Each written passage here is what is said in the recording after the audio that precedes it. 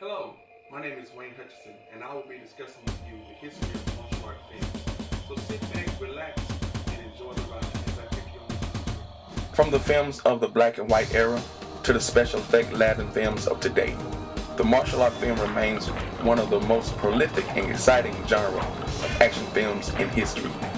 The earliest martial art film came out of Shanghai in the 1920s and remained popular in mainland China through the 1930s.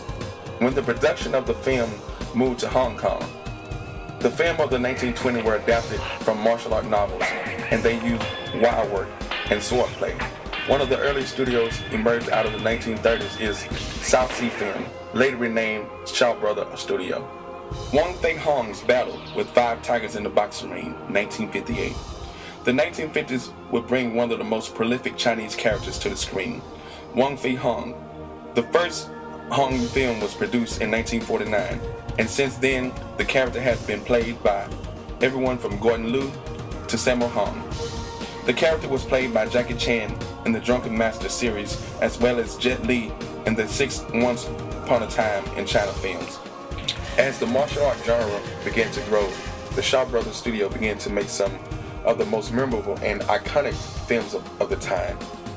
The martial art films that came out of the Shaw Studio included the classic Five Deadly Venoms, The One-Armed Swordsman, The Five Element Ninjas, aka the Chinese Super Ninja, The 36th Chamber of Shiloh, aka the Master Killer, and The Five Finger of Death.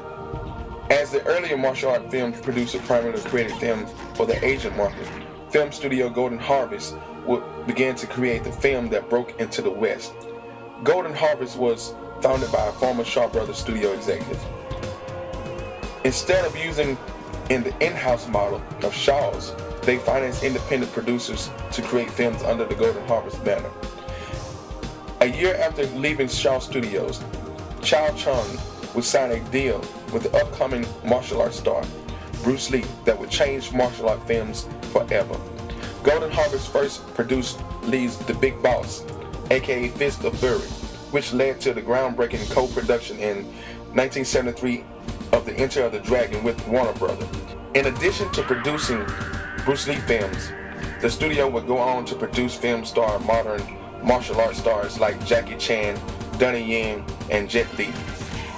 The modern kung fu films have combined the best of the past and fused them with humor, special effects, wire work, and tons of martial art action.